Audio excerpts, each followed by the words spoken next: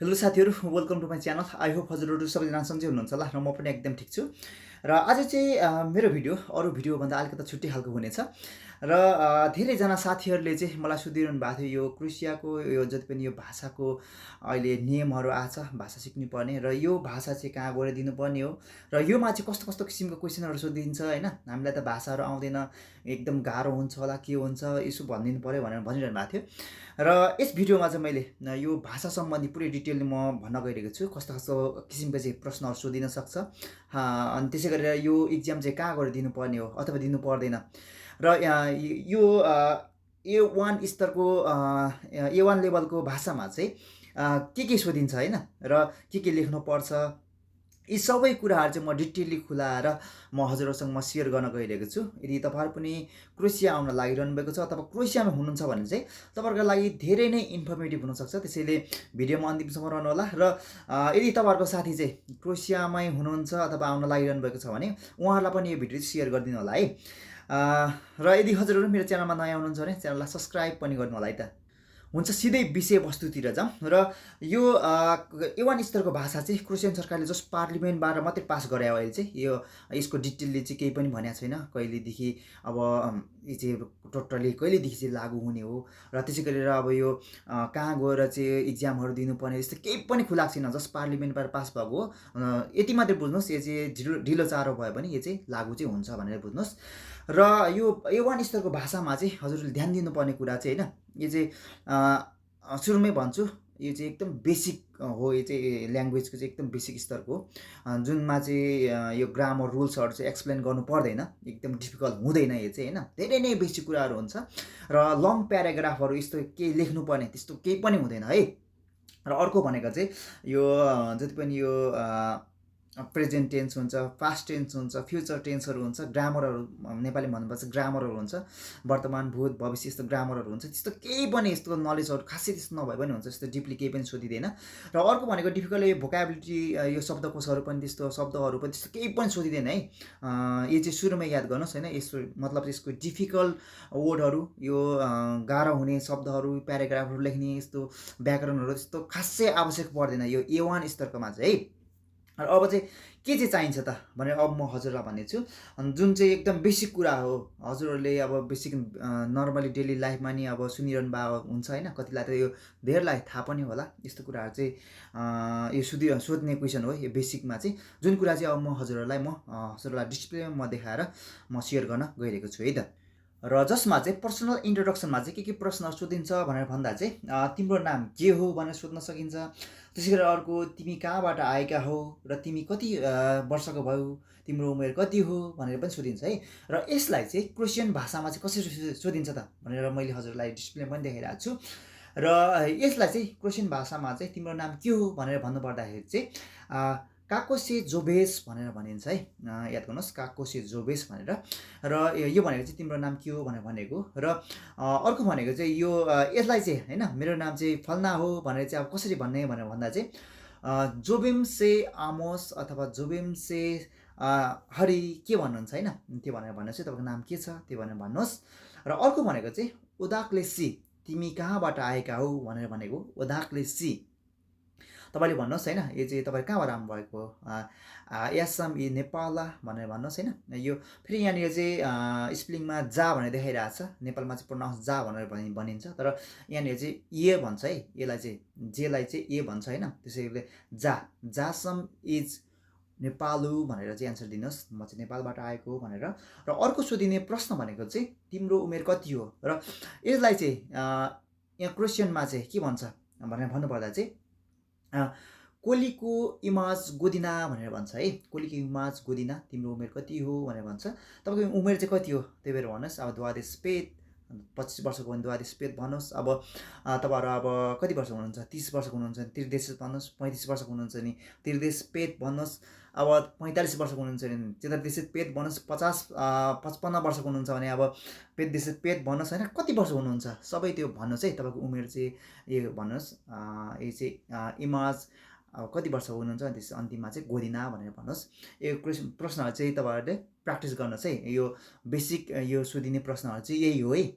र यो त भयो पर्सनल इन्ट्रोडक्सन आफ्नो बारेमा। र अब भनेको चाहिँ लिभिङ इन वर्क सम्बन्धी पनि सोधिन्छ प्रश्न भनेको चाहिँ। र यो सम्बन्धी सोधिने भनेको यो पनि एकदम सिम्पलै हुन्छ, जसमा चाहिँ अब तिमी कहाँ काम गर्छौ, तिमी के काम गर्छौ, त्यसै गरी तिमी कहाँ बस्छौ भनेर सोधिने हो यो पनि होइन। र यो पनि अब बेसिक कुराहरू हो यो भनेको नि होइन। र जसमा चाहिँ अब सोधिन सक्छ तिमी कहाँ काम गर्छौ भनेर चाहिँ अब यो ख्रवास्कीमा चाहिँ होइन क्रोसियनमा चाहिँ के भनेर सोधिन्छ भनेर भन्दा चाहिँ अब गद्य रादिस भनेर सोधिन्छ तिमी कहाँ काम गर्छौ होइन। र यहाँनिर चाहिँ याद गर्नुपर्ने कुरा चाहिँ प्रोनाउन्समा है जीलाई चाहिँ हाम्रो नेपालमा चाहिँ जी भनिन्छ भने यहाँ चाहिँ ग भन्छ है।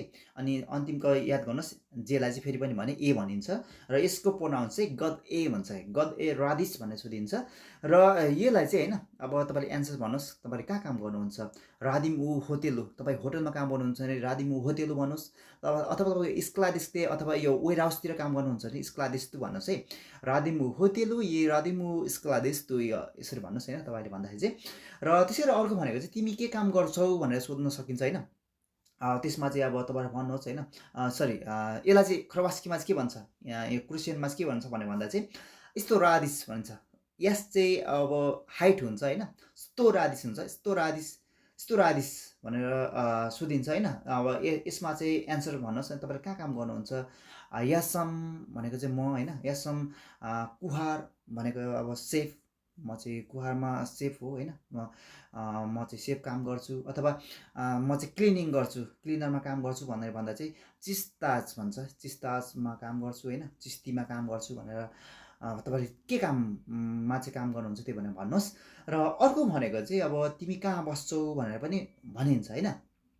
तपाईँहरूलाई अब सोध्न सकिन्छ त्यसको लागि चाहिँ गद्दे जिबिस भनेर पनि सोधिन्छ, गद्दे जिबिस भनेर सोधिन्छ प्रोनाउन्स चाहिँ। अब यो प्रोनाउन्स चाहिँ अब मेरो नि राम्रो छैन होइन, तपाईँहरू आफै पनि प्र्याक्टिस गर्नुहोस् होइन, गुगलतिर च्याट जिपीतिर छ होइन, अब डिपसिक जेमिनाई सबैमा हुन्छ, तपाईँहरू प्र्याक्टिस गर्नुहोस् आफै पनि होइन। मेरो नि यो प्रोनाउन्स चाहिँ राम्रो छैन। गद्दे जिबिस भनेर सोधिन्छ होइन, यो भनेको चाहिँ तिमी कहाँ बस्छौ भने हो। अब तपाईँले कहाँ बस्नुहुन्छ त्यो भन्नुहोस्। र कसरी भन्ने भनेर भन्नुपर्दा चाहिँ जिबिम ऊ जाग्रेबु, तपाईँ जाग्रेब बस्नुहुन्छ भने चाहिँ जिबिम ऊ जाग्रेबु भन्नुहोस्। अथवा तपाईँ पुला बस्नुहुन्छ जिबिम ऊ पुला भन्नुहोस्।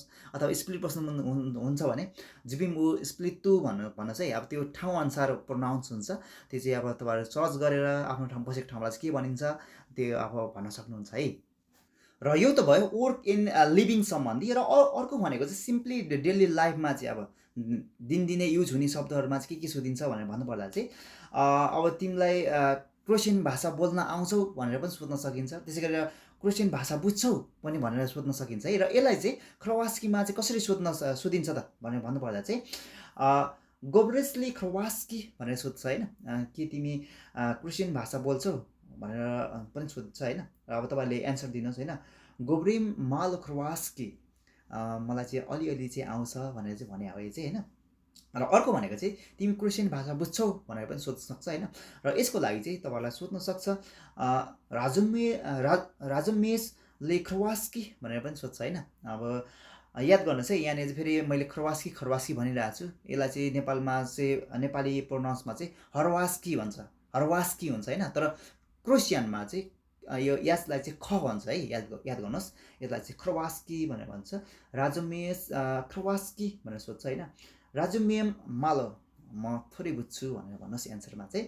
र त्यसै गरी अर्को भनेको लिसनिङमा है, लिसनिङमा चाहिँ के सोधिन्छ भनेर भन्नुपर्दा लिसनिङमा नै सिम्पल्ली नै सोधिन्छ होइन, जुन चाहिँ सुनेर यस नो अथवा सर्ट क्वेसन दिनुपर्ने हुन्छ यो चाहिँ होइन।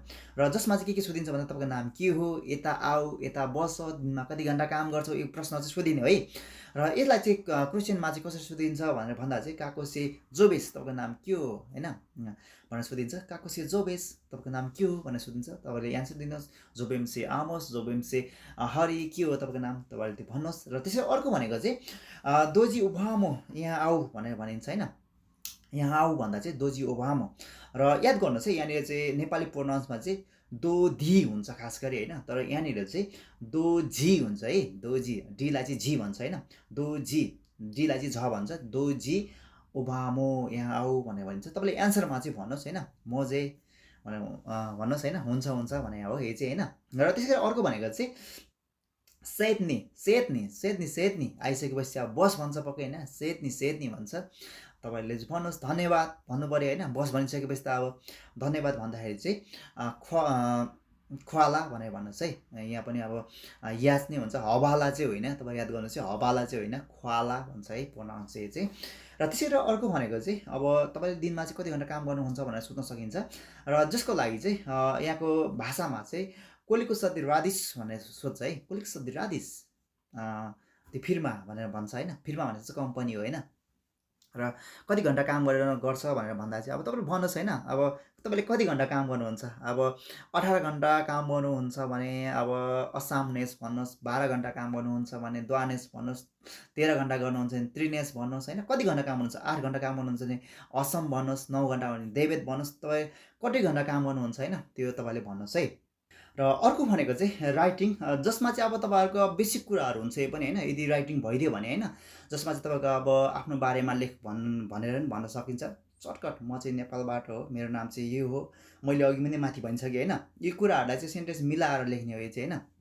यो चाहिँ कहिलेकाहीँ भइदियो भने एकदम इजी हुन्छ। यो पनि त्यो मिलाएर भन्नुहोस् होइन। यो पनि होइन त्यस्तो गाह्रो त्यस्तो केही पनि छैन है। र समग्रमा यसरी बुझ्नुहोस् होइन। यो चाहिँ नर्मल बेसिक कुराहरू सोधिदिने भनेको चाहिँ यति मात्र हो है। यो 1 स्तरको चाहिँ त्यस्तो हार्डली केही पनि हुँदैन, ग्रामेटिकली त्यस्तो हार्ड पनि केही पनि हुँदैन है। जस्ट बेसिक कुरा, नर्मल डेली लाइफमा युज हुने शब्दहरू सोध्ने हो।